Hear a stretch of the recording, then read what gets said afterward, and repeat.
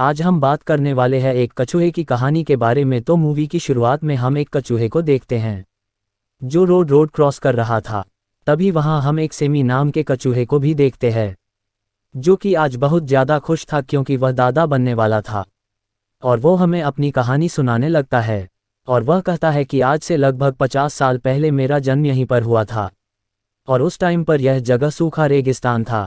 और जिस दिन उसका जन्म हुआ था तो उसके साथ बहुत सारे कछुए अपने अंडे में से बाहर निकलकर पानी में जाने लगते हैं, लेकिन ये उससे निकल ही नहीं पा रहा था जिसके कारण ये बहुत ज़्यादा दुखी हो जाता है। लेकिन तभी अचानक से वहाँ पर एक चिड़िया आती है और वो उसे अपनी चोंच में वहाँ से ले जाने लगती है। लेकिन सेमी अपनी जान बचाने के लिए किसी तरीके से खुद को छुड़ा लेता है, जिसके बाद वह नीचे गिर जाता है और नीचे उसे शैली नाम की एक मादा मिलती है और शैली सैमी को अपने साथ पानी में चलने के लिए बोलती है। लेकिन वह इतना ज़्यादा थका हुआ था कि वह हिल भी नहीं पा रहा था, जिसके बाद शैली बाकी कछुओं के साथ पानी में चली जाती है। रात में सेमी को अचानक से एक बुरा सपना आता है जिसके वजह से उसकी आंख खुल जाती है और रात में खुद को उस बीच पर अकेला पाकर सेमी बहुत ज़्यादा दुखी होता है। तभी अचानक तेज पानी की लहरें आने लगती है जिसके कारण वह भी उसके साथ बहने लगता है और वह पूरी रात बीच समंदर में रहता है। अगली सुबह जब सेमी की आंख खुलती है तो उसे उसके सामने 3 बड़े कछुए आ जाते हैं, जिसके बाद सेमी पानी में जाने की कोशिश करता है। लेकिन ये सारे बड़े कछुए उसे डरा देते हैं और ये लोग उसे बोलते कि पानी के अंदर एक बड़ी सी शार्क मछली है जो तुम्हें जिंदा खा जाएगी, जिसके कारण सेमी काफ़ी ज़्यादा डर जाता है। जिसके बाद उनमें से एक कछुआ सेमी को समझाती है कि तुम्हें कभी भी किसी की बातों में नहीं आना चाहिए और तुम अपने मन की बात को मानकर आगे बढ़ते रहना चाहिए। और यह बोलने के बाद वो लोग वहाँ से चले जाते हैं। जिसके बाद सेमी किसी तरीके से हिम्मत करके पानी के अंदर जाने की कोशिश करता है, लेकिन तभी अचानक से उस पर एक मछली हमला कर देती है। जिसके बाद सेमी ऊपर जाकर पानी के अंदर देखता है और अंदर से बहुत सारे जीव नजर आते हैं, जिसे देखने के बाद वह बहुत ज़्यादा डरता है। दूसरी तरफ हम एक दूसरे कछुए को देखते हैं जो बिल्कुल सेमी की तरह ही अकेला था और वह दूसरे टाइटल के ग्रुप में ज्वाइन होने की कोशिश करता है, लेकिन वो टाइटल उसे वहां से भगा देते हैं। उसके बाद थोड़ी ही दूर में रे को सैमी मिलता है और उसके बाद ये दोनों एक दूसरे को अपनी पहचान बताते हैं, जिसके बाद इन दोनों को पता चलता है कि इन दोनों का जन्म एक ही दिन और एक ही बीच पर हुआ था और इस वजह से ये दोनों एक दूसरे को अपना भाई मानने लगते हैं। इसके बाद ये दोनों साथ में काफ़ी ज़्यादा एंजॉय करते हैं और ये दोनों मिलकर पानी के अंदर भी जाते हैं और ऐसी मस्ती करते हुए ये लोग आपस में काफ़ी समय बिता देते हैं। अब ये दोनों काफ़ी ज़्यादा बड़े हो चुके थे, इसलिए सैमी रे से बोलता है कि अब हम काफ़ी ज़्यादा बड़े हो गए हैं ला, और अब हमें अपनी अपनी पार्टनर ढूंढ लेनी चाहिए।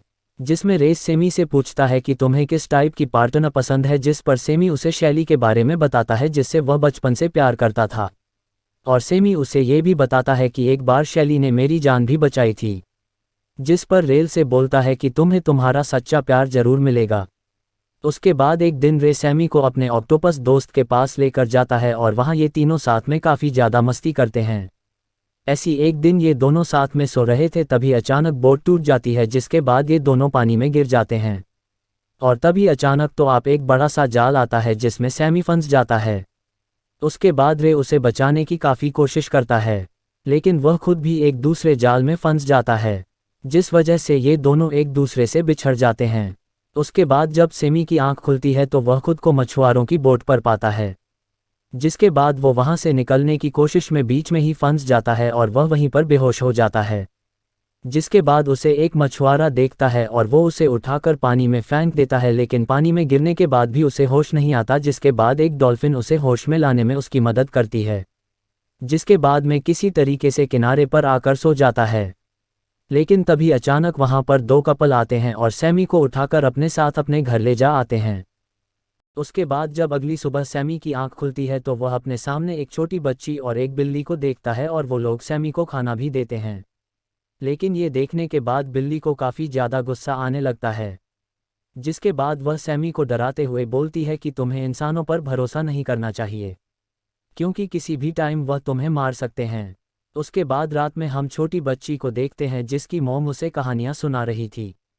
जिसके बाद बिल्ली एक बार फिर से सेमी के पास जाकर उससे पूछती है कि तुम्हारा यहाँ से भागने का क्या प्लान है, लेकिन सेमी उसे कोई जवाब नहीं देता।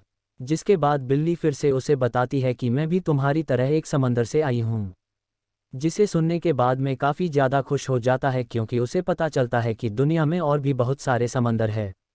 उसके बाद अगले दिन सेमी एक वेरा नाम के कछुए से मिलता है, जो सेमी से काफ़ी ज़्यादा बड़ी थी, और वो सेमी को समझाते कि हमें यहाँ पर एक बिजनेस प्रोडक्ट की तरह रखा जाता है और तुम्हें किसी तरीके से यहाँ से निकलकर अपने घर जाना चाहिए।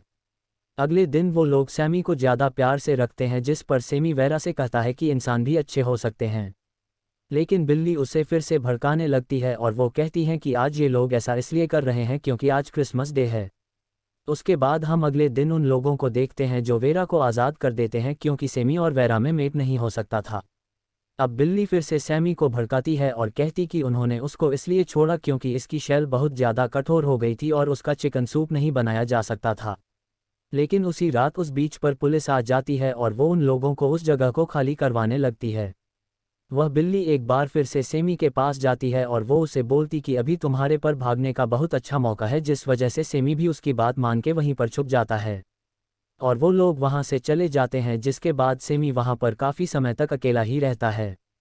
लेकिन एक दिन वह हिम्मत करके पानी के अंदर चला जाता है और भूख लगने की वजह से कुछ खाने लगता है। समुद्र के अंदर बहुत ज़्यादा कचरा था और उस कचरे की वजह से उसका मुंह एक प्लास्टिक बैग में फंस जाता है। जिसके बाद अचानक से वहां पर वेरा आती है और वो उसे बचा लेती है, जिसे सेमी दोबारा मिलकर बहुत ज़्यादा खुश होता है। जिसके बाद वेरा सेमी को पानी की काफ़ी ज़्यादा अंदर ले जाती है और वहां जाने के बाद सेमी पेट भरकर वहां पर खाना खाता है। जिसके बाद सेमी को एक आवाज़ सुनाई देती है और जब वह चेक करने के लिए जाता है तो वहां एक और कछुए था जिसके पीछे एक शार्क लगा हुआ था। जिसके बाद सेमी उस कछुए की मदद करता है और वे दोनों बचने के लिए एक छेद में जाकर छुप जाते हैं। जिसके बाद पीछे से वेरा आ जाती है और वो किसी तरीके से उसको वहां से भगा देती है और उसके बाद सेमी को इस बात पता चलता है कि वह शैली है जिसे सेमी बरसों से खोज रहा था। जिसे देखने के बाद वह दोनों काफ़ी ज़्यादा खुश हो जाते हैं और अब वेरा भी वहां से चली जाती है और इसके बाद ये दोनों साथ में काफ़ी ज़्यादा समय बिताने लगते हैं। जिसके बाद सेमी को लगता है कि भले ही लाइफ में कितनी भी प्रॉब्लम क्यों ना हो, लेकिन एक दिन सब कुछ ठीक हो जाता है। जिसके बाद सैमी शैली को बताता है कि मैं पूरी दुनिया घूमना चाहता हूँ और वो इसके बारे में शैली से भी पूछता है। शैली भी उसके साथ चलने के लिए तैयार हो जाती है। इस प्रकार कहानी में दोनों कुछ दिन तक साथ रहते हैं, लेकिन किसी कारण से दोनों वापस बिछड़ जाते हैं, लेकिन वापस मिल भी जाते हैं। अब सेमी और शैली दोनों कपल बन जाते हैं और इस प्रकार कहानी के लास्ट सीन में वर्तमान को दिखाया जाता है, जहां बहुत सारे छोटे कछुए अपने अंडों में से बाहर निकल गए हैं और सेमी और रे उन्हें रोड क्रॉस करवा रहे हैं। उसके बाद सेमी को गड्ढे के अंदर एक छोटा सा कछुआ दिखता है जो कि गड्ढे में फंसा हुआ था। वो छोटा सा कछुआ सेमी से हेल्प मांगता है और उसे देखने के बाद सेमी को अपने बचपन की यादें आने लगती है। जिसके बाद सेमी उस कछुए को बाहर निकाल देता है और वह पानी के अंदर चला जाता है। दोस्तों, वीडियो अच्छी लगी हो लाइक करें, कमेंट करें और चैनल को सब्सक्राइब करें।